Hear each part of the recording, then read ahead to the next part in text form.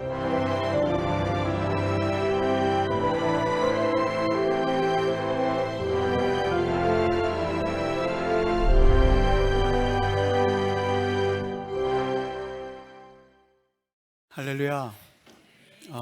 내 안에 거하라 6번째 시간입니다.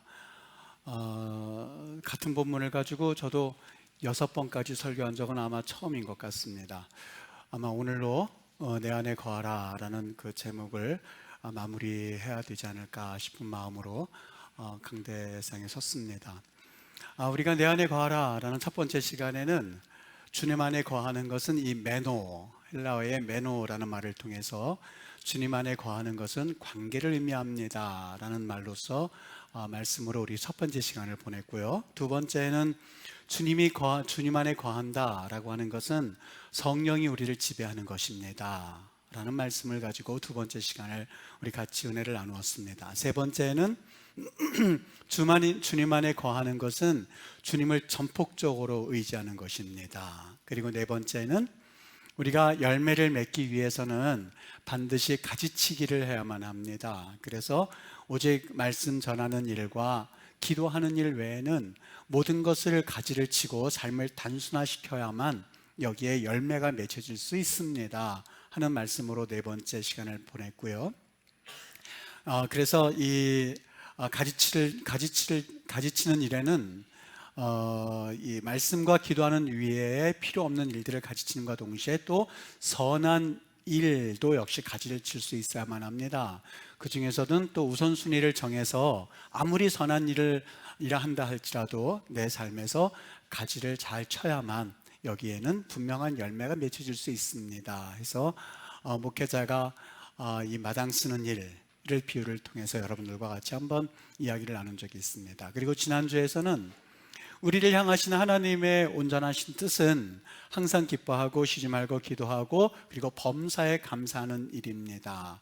성공이 우리를 기쁘게 할 수도 성공이 우리를 감사하게 할 수도 없습니다. 오직 예수님께 붙어 있어야만, 예수님 안에 거해야만 진정한 기쁨과 진정한 감사가 있습니다 라는 말씀으로 여러분과 나누었습니다.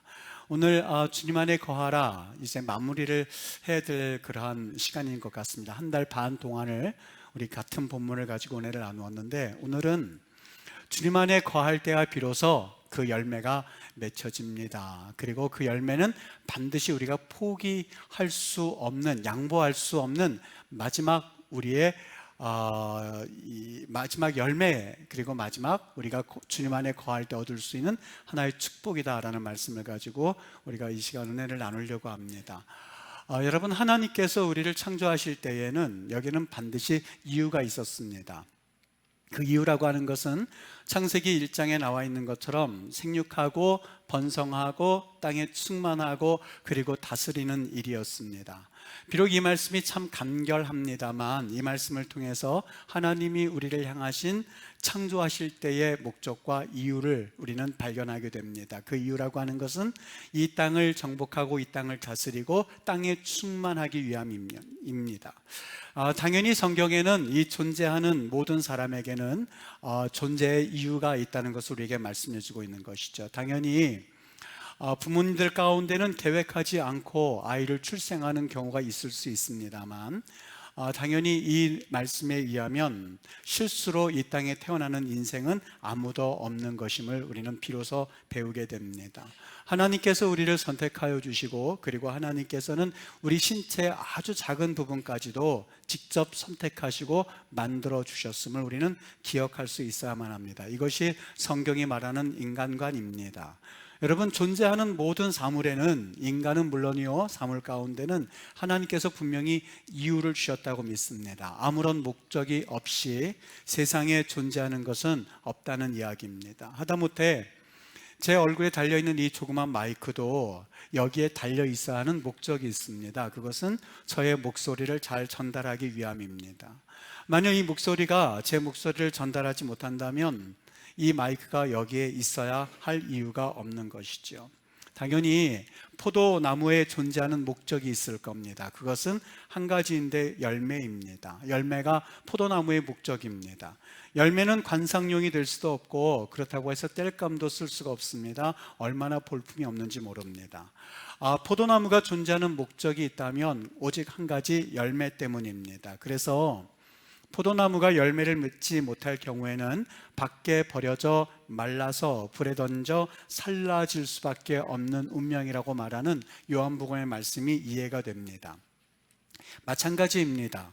오늘 본문 말씀 5절 가운데 나는 포도나무요 너희는 가지다 라고 주님께서 말씀하셨던 것처럼 우리 신앙생활의 최종적인 목적, 주님 안에 거하는, 또한 주님 안에 거하게 되면 당연한 결과 중에 하나가 바로 열매 맺는 일입니다. 그런데 열매 맺는 일은 어떤 특정한 사람에게만 해당되는 것은 아닙니다. 예수님 안에 거하는 모든 사람들, 그리고 예수님의 말씀이 내 안에 거하는 모든 사람들에게 해당되는 결과가, 자연스러운 결과가 바로 열매 맺는 일이고, 이것이 여러분과 제가 이 땅에 존재하는 이유입니다. 그래서 열심히 사는 것도 참 중요합니다만 예수님 안에 거하지 않아서 열매가 없다면 그것은 아무것도 아닙니다. 최선을 다해서 살아가는 것 너무너무 아름답고 귀한 일입니다.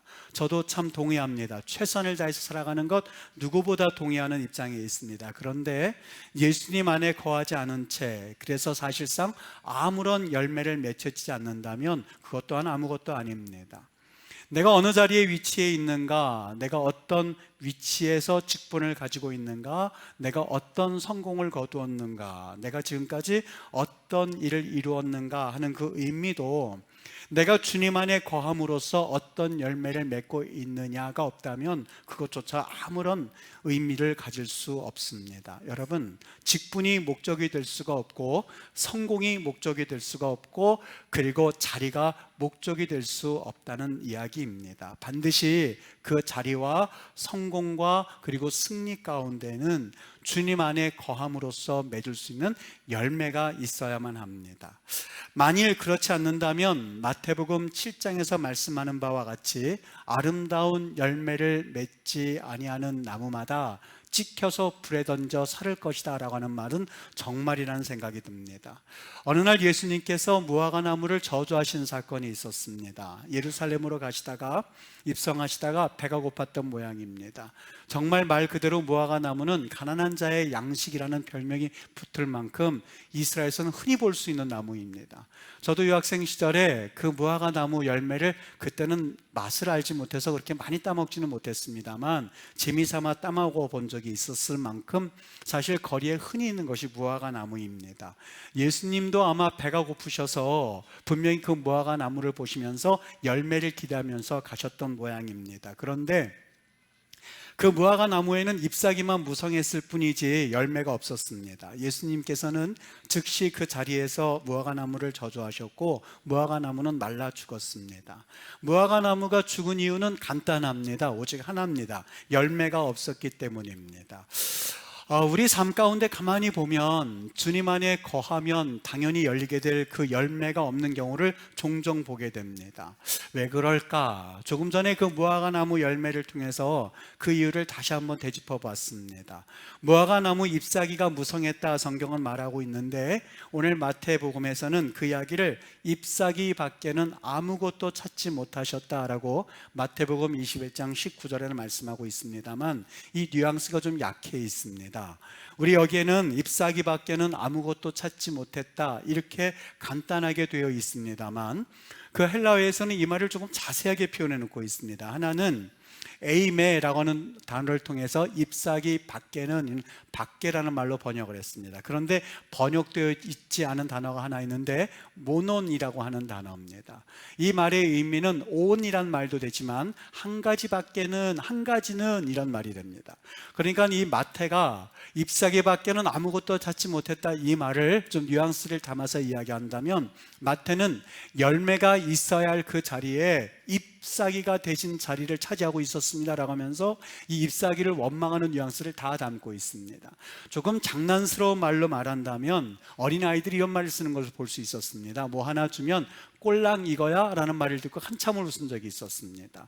여러분, 바로 그 말입니다. 오직 잎사귀만 달랑이 있었습니다. 잎사귀만 꼴랑이 있었습니다 라고 하면서 이 마태는 열매가 있어야 할 그 자리에 단지 잎사귀만 있는 것을 보면서 어떻게 보면 비판의 자리에서 그 말씀을 하였었던 겁니다.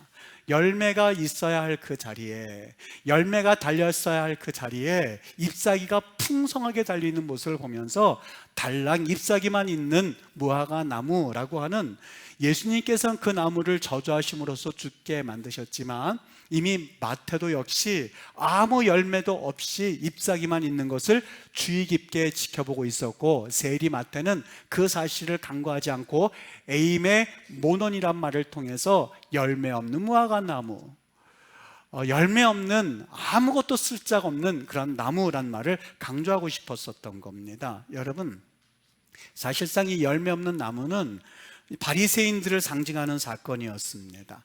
무화과 나무가 열매 없이 본연의 목적을 잃어버렸던 것처럼 사실 아무런 열매 없이 생활하는 종교인이었었던 바리새인들을 짚고 싶었던 것이죠. 가만히 살펴보면 어떤 이들은 이렇게 말할 수 있습니다. 잎사귀를 여는 일이 뭐 그렇게 나쁩니까? 라고 말할 수 있습니다. 물론 잎사귀를 여는 것 그 자체로 우리는 비판할 수는 없습니다. 그런데 문제는 잎사귀는 있는데 정작 맺혀야 열매가 없다는데 문제가 있다는 사실입니다. 여러분, 남보다 뛰어나서 좋은 학교를 가고 그래서 좋은 직장을 다니고 성공한 사람이 되어서 유명해지려고 하는 것이 무엇이 잘못됐겠습니까? 당연히 우리는 그것을 칭찬해 줄 수 있고 또한 박수를 쳐줄 수 있어야만 합니다. 우리 사회에 만연해 있는 성공한 사람들에 대해서 경계를 가지는 것은 정말 우리가 경계할 대목이라고 저는 생각을 합니다. 주변에서 성공하고 잘 되고 그리고 좋은 일이 일어나는 것에 대해서 시기하고 깎아내리는 자세는 옳은 자세가 아니라는 생각이 듭니다.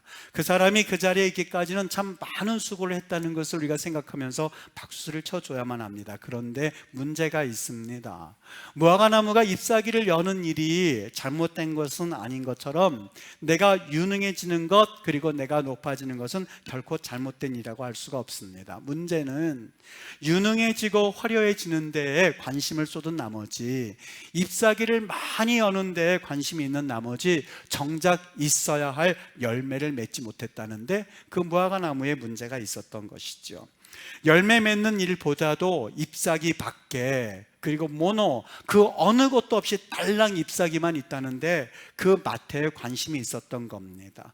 잎사귀를 여느라고 수분을 빨아들이고 양분을 다 빨아들이고 정작 맺어야 할 열매를 맺는 데는 수분을 쓸 것도 양분을 쓸 것도 나머지 아무것도 없었다는데 문제가 있는 것이죠. 여러분, 우리 예수님은 우리에게 열매 맺는 것에 대해서 그분께서 십자가에 달려 돌아가시기 전에 요한복음 15장에서 그토록 말씀해 주셨습니다. 예수님의 목적은 열매 맺음, 예수님의 목적은 열매가 우리를 향한 하나님의 뜻입니다. 그런데 사단의 목적과 사단의 존재 이유가 있습니다. 그것은 열매 없음입니다.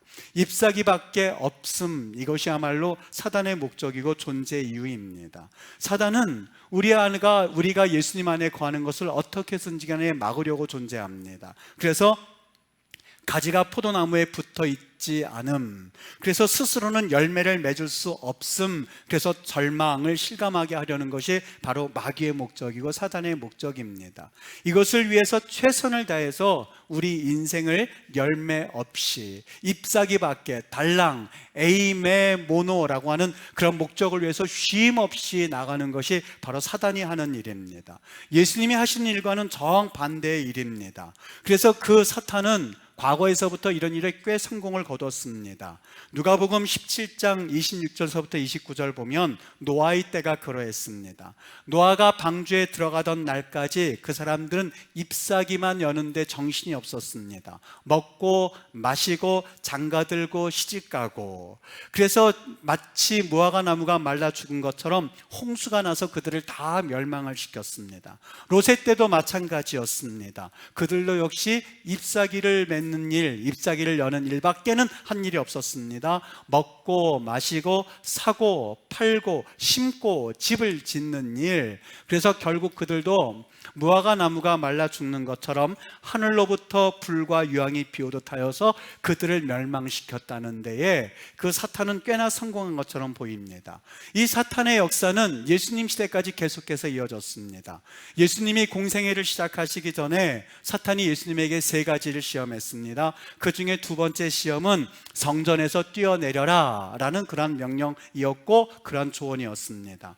성전에서 뛰어내리면 천사가 발을 붙들어서, 그래서 발에 돌이 부딪히지 않게 하려고 하는 것, 이것이 사탄의 조언이었습니다. 그런데 예수님께서는 이 열매 없음, 그래서 끝내는 그 결과가 비참함이라고 하는 사탄의 유혹에서 절대 그분은 말려들지 않으셨습니다. 유혹에 넘어가지 않았다는 말입니다. 그 이유는 간단합니다.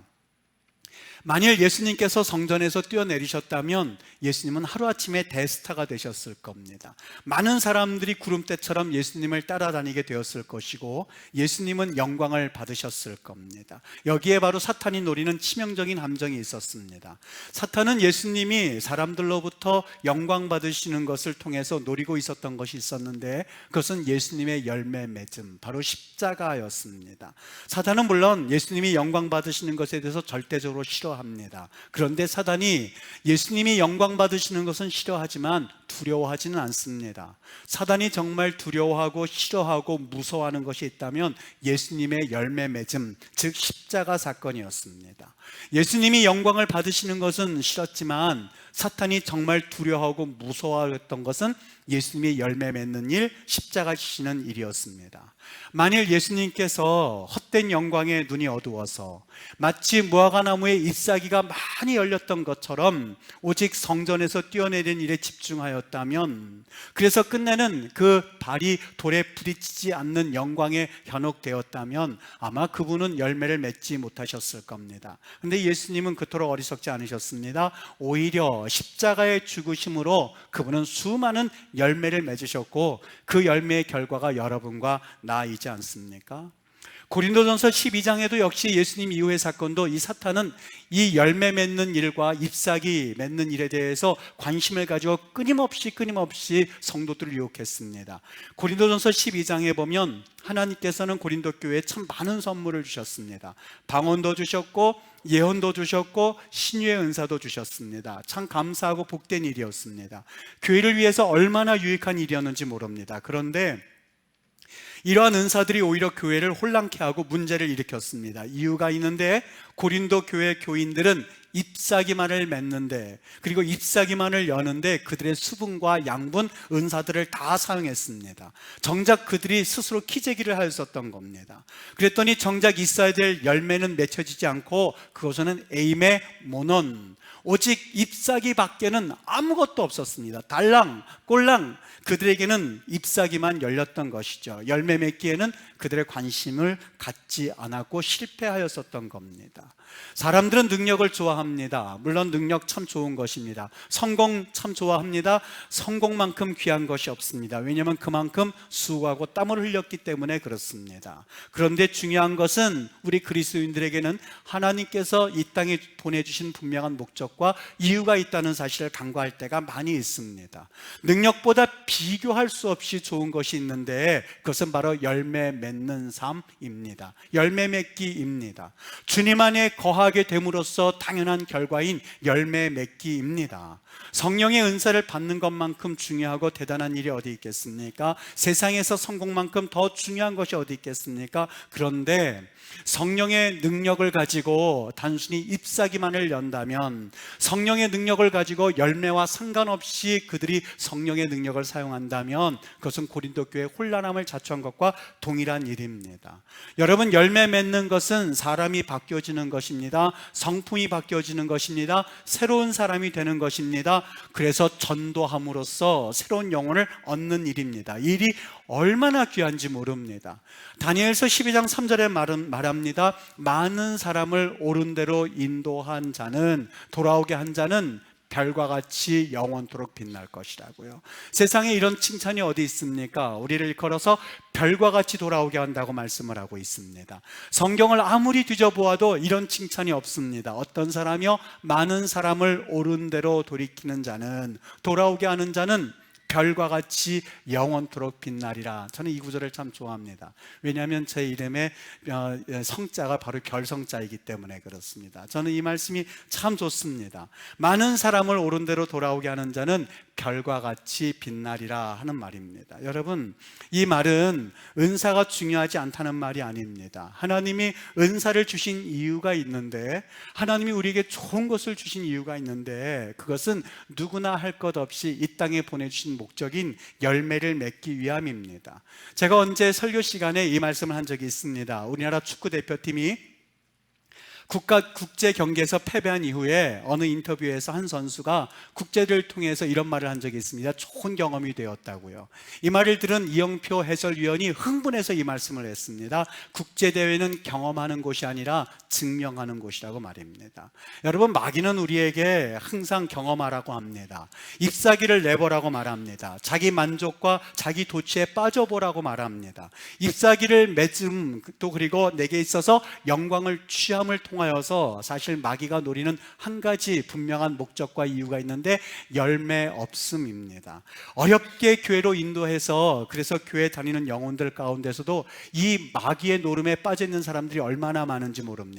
바로 고린도 교회 12장에 있었던 그 성도들과 똑같은 그러한 영향력을 가지고 살아갑니다. 잎사귀만을 맺는 사람들입니다. 잎사귀 밖에는, 에임의 모논 밖에는 내 영광과 그리고 내 칭찬과 내가 인정받음, 그래서 끝내는 주님이 맺기를 원하는 열매 없음, 그저 그런 믿음으로 살아가는 것, 이 마귀의 노름에 넘어가는 사람들이 얼마나 많은지 모릅니다. 여러분, 우리가 꼭 염두에 두어야 할 것이 있습니다.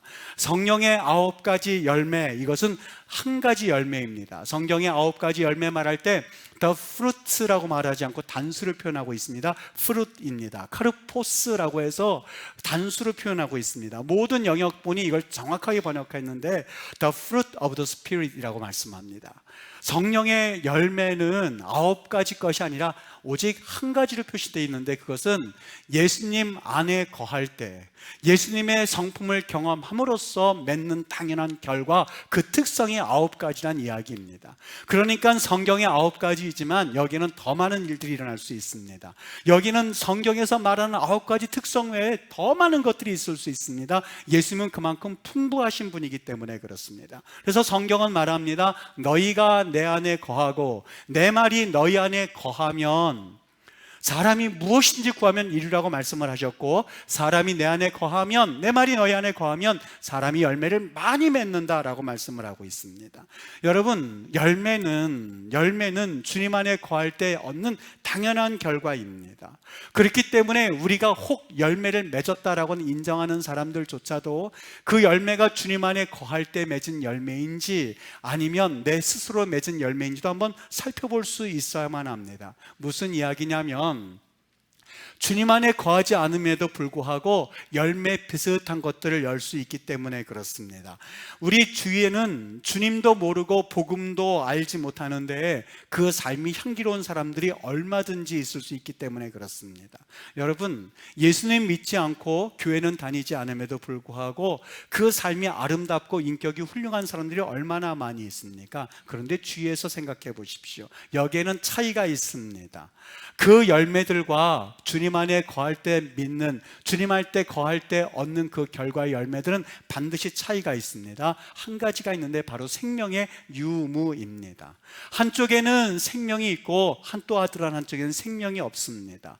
똑같이 아름답게 보입니다만 실상 한쪽에서는 사망만이 있을 뿐이고 한쪽에서는 생명이 있습니다. 제가 이것을 이렇게 항상 이야기를 하곤 합니다.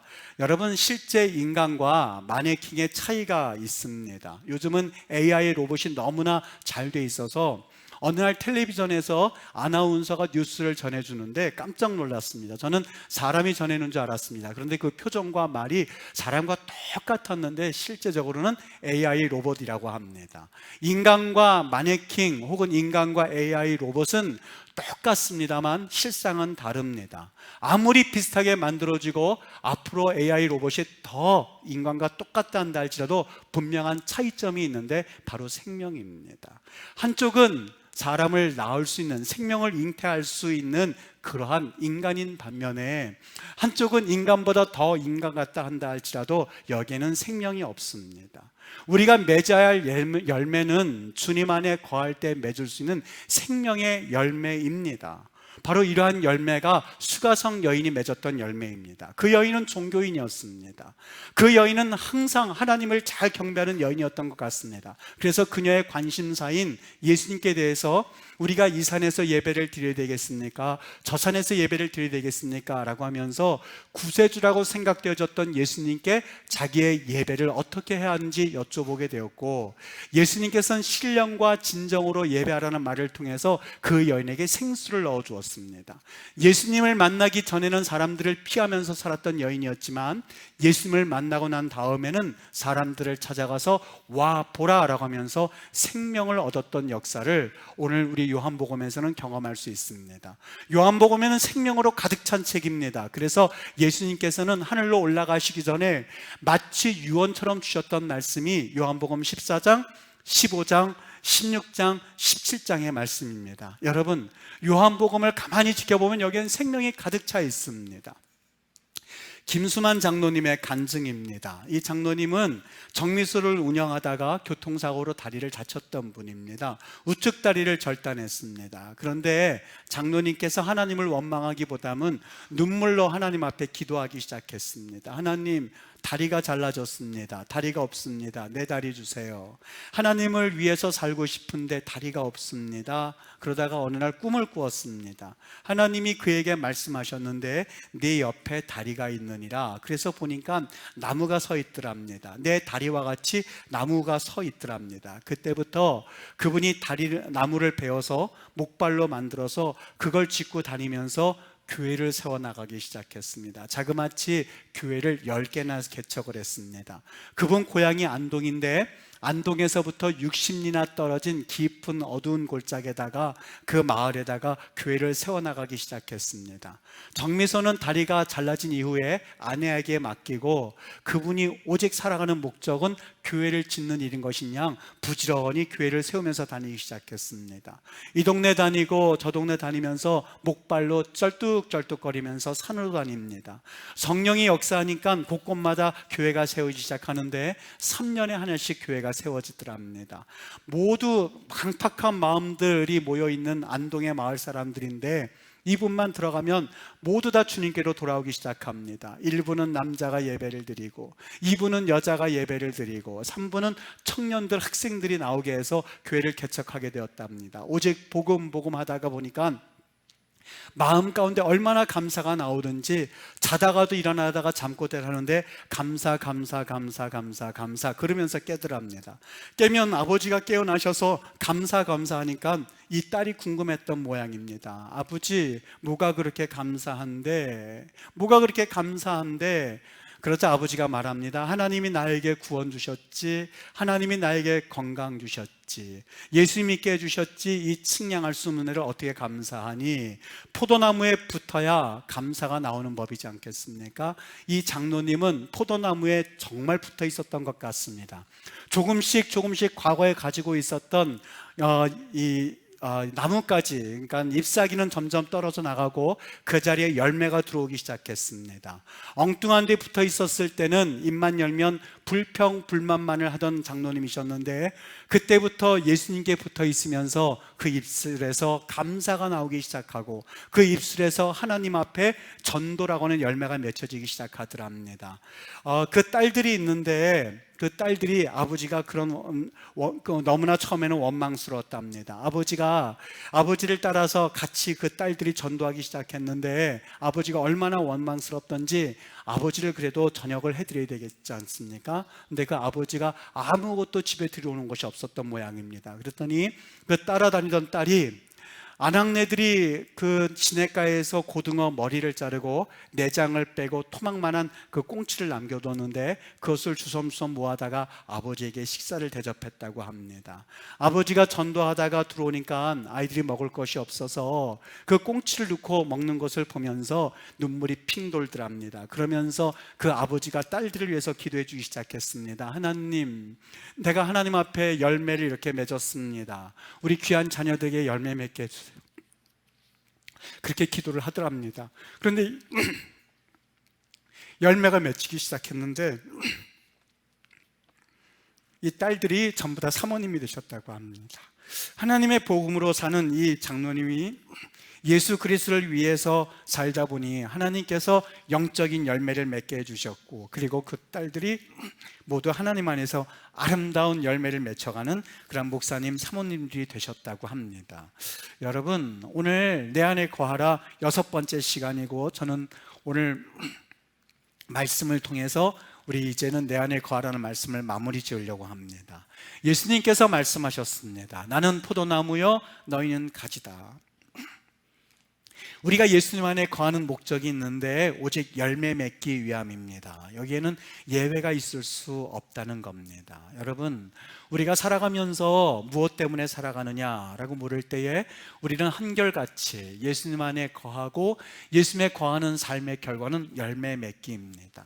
내 삶 가운데 어떤 열매가 맺혀져 있습니까? 내 삶에 정말 성령께서 원하시는 생명의 성령의 법을 통한 열매를 맺고 있으십니까? 아니면 우리 주님과는 전혀 상관이 없는 열매를 맺은 것을 보면서 그것이 열매라고 착각하고 있는 것은 아닙니까? 그것이 혹시 잎사귀밖에 달랑 에임의 모논이라고 하는 잎사귀만 가득 차 있는 그런 나무로 지금 내 모습이 풍성하게 되어 있다고 생각하고 있지는 않은지요? 우리 하나님 안에서 너무 늦었다고 생각하는 마음이 들기 전에 한시라도 빨리 우리 하나님이 원하시는 열매를 풍성하게 맺는 그러한 은혜가 있게 되기를 바라겠습니다. 말씀을 받아서 올 한 해에 내게 생명을 주셨다면, 여러분 어린아이들이 태어나면 어린아이들이 쉼 없이 움직입니다. 막 움직입니다. 저희 아이를 봤을 때도 그랬던 것 같습니다. 꼬마 아이들을 보면 쉼 없이 움직입니다. 어떤 부모님들은 아이 귀찮아, 얘가 왜 이렇게 부산해, 이렇게 말할 수 있을지 모르겠습니다. 그런데 여러분 아십니까? 그것이 바로 생명이 있다는 증거입니다. 만일 생명이 없다면 움직일 리가 없지 않겠습니까? 우리 임마누엘 교회 참 귀하고 놀라운 축복받은 교회라고 저는 믿습니다. 많은 분들이 정말 이 땅 가운데서 성공하시고 그리고 으뜸이 되시고 그리고 높아졌으면 좋겠습니다. 그런데 그것이 잎사귀만으로 가득 찬 그런 성공이라면 우리 주님께서 내 안에 거하라는 그 말씀과는 전혀 위배되는 삶이 되고야 말 겁니다. 여러분, 내 성공, 그리고 내 위치, 그리고 내 직분, 그리고 내 자리, 모든 것들이 오직 열매 맺기 위함을 사용되고, 그리고 주님 안에 거할 때 이 열매 맺는다는 사실을 분명히 기억하시고 주님 품을 파고드는 은혜가 있었으면 좋겠습니다. 지금 1번서부터 6번까지 내 안에 거하라는 말씀의 결론입니다. 여러분, 예외가 없습니다. 저 사람은 열매를 맺을 수 있고 나는 열매를 맺을 수 없고가 아닙니다. 이 세상에 존재하는 모든 것들은 목적이 있습니다. 열매 맺는 일입니다. 예외가 있을 수 없습니다. 여러분들은 정말 생명의 성령의 법이 역사하고 있습니까? 우리 주님 안에서 내가 무엇을 하든지 간에 열매로 증명되게끔 되어 있습니다. 나무는 그 열매를 보아 알지니. 우리 임마누엘 교회의 나무라고 하는 그 나무가 있습니다. 이 나무는 과연 살아있느냐? 아니면 생명이 없는 사망의 상태냐라고 하는 것은 열매로 보아 알 수 있습니다. 올 한 해가 다 지나가기 전에 여러분, 내가 생명 있음을, 내가 그래서 생명으로 존재하고 있음을 열매 맺는 일, 그리고 하나님의 백성들을 주께로 옳게 인도하여 별과 같이 빛나는 그런 역사로 증명해 보이시기를 바랍니다. 하나님의 나라는 말에 있지 않습니다. 절대 그렇지 않습니다. 하나님의 나라는 능력에 있습니다. 열매에 있는 법입니다. 이런 주님의 은혜로 인하여서 우리 임마누엘 교회가 살아있음을, 우리 임마누엘 교회가 하나님 안에 거함을, 그래서 진정한 많은 열매들을 거둘 수 있는 그런 우리 임마누엘 교회가 될 수 있게 되기를 예수님의 이름으로 축복하고, 여섯 번째, 내 안에 거하라는 말씀을 맺으면서 이렇게 여러분을 축복합니다. 귀한 은혜가 우리 안에 거하시는 예수님과 또 내가 예수 안에 거함으로써 많은 은혜가 있게 되기를 주의 이름으로 축복합니다. 기도하겠습니다.